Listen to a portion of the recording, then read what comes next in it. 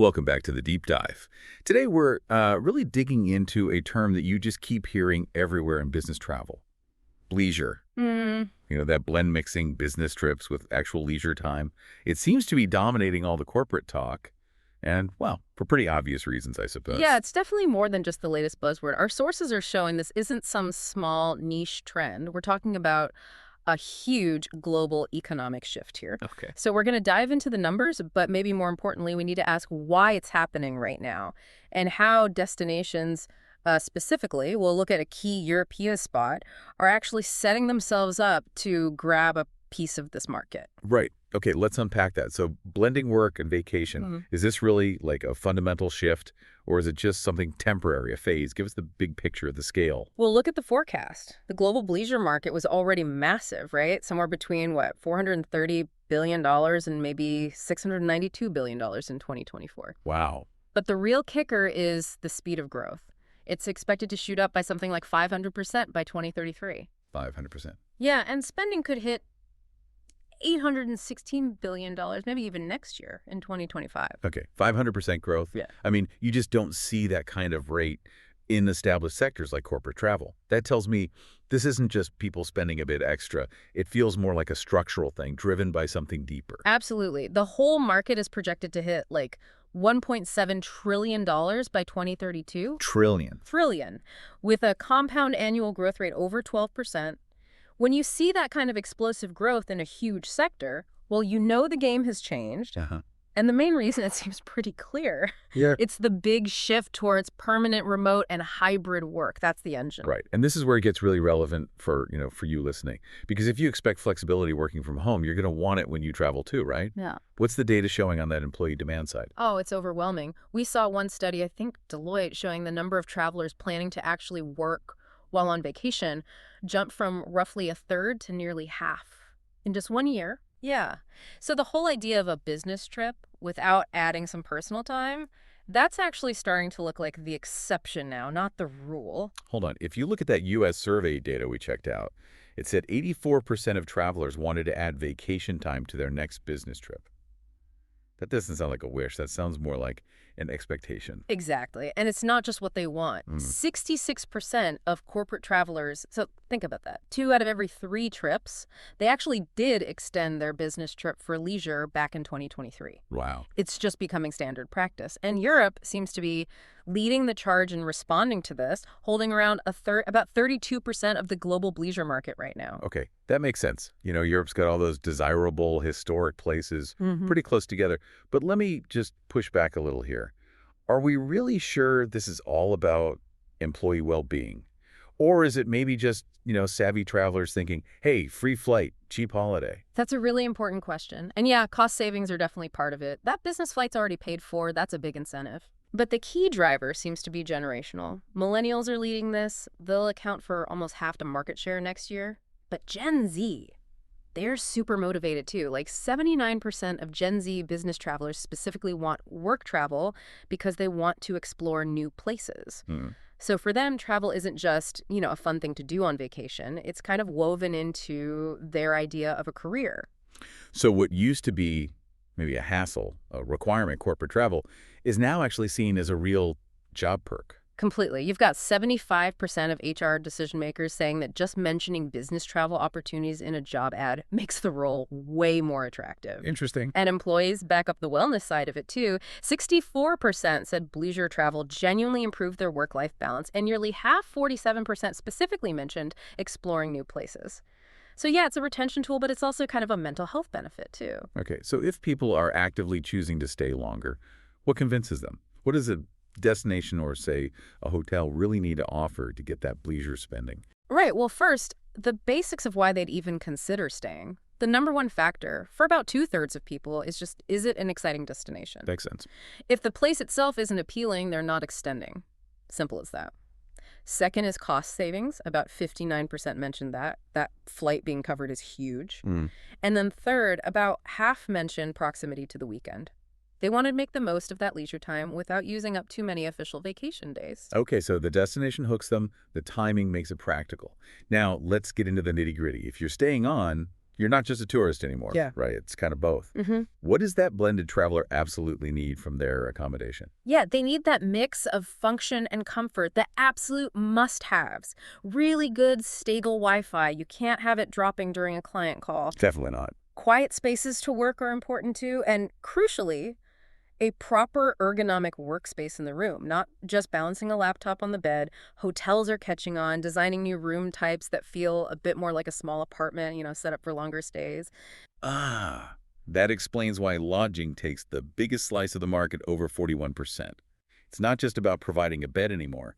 It's about creating that smooth blend of office and, well, temporary home. Needs to be safe, comfortable for maybe several extra days. Exactly. And then beyond the hotel room, the actual place needs to offer real draws. People are looking for local culture, great restaurants, maybe beaches, interesting historical sites, big events like festivals or concerts. The leisure part needs to feel like a genuine escape, worth staying for. Okay, this sounds amazing for the employee. But if I'm putting my head of HR hat on, or maybe general counsel, my anxiety just went up a notch. This whole trend must be creating some serious policy headaches for companies. Oh, absolutely. Huge policy challenges. I mean, companies do benefit. We saw that 82% of these travelers just stay in the same hotel for the whole trip, which can mean better corporate rates for the entire stay. Okay, that's a plus. But the lines get really blurry. Administratively, legally, it's tricky. Let's clarify something important here. Duty of care. For anyone listening who isn't familiar, what does that actually mean for a company when an employee is technically off the clock on their own personal extension? Right. Duty of care is basically the company's legal responsibility to take reasonable steps to keep their employees safe and healthy while they're traveling for work. The big challenge with Bleisure is figuring out exactly when that responsibility stops. Uh-huh. Like, is the company still responsible if an employee decides to go explore some remote hidden beach during those extra personal days? Where's the line? That really is the core question policies need to nail down, isn't it? Mm-hmm. If the company paid for the flight, booked the hotel for the business part, does their duty to, say, monitor risks or provide support just switch off the minute the work meetings end? It has to be spelled out super clearly. Policies need exact guidelines on expenses, what's covered, what the employee pays for, and they need to be clear about safety expectations, even if the employee chooses different accommodation for the leisure part. Is it safe? Clarity is absolutely key because the moment that official work duty ends, the risk situation changes completely, and the company needs to know exactly where it stands legally.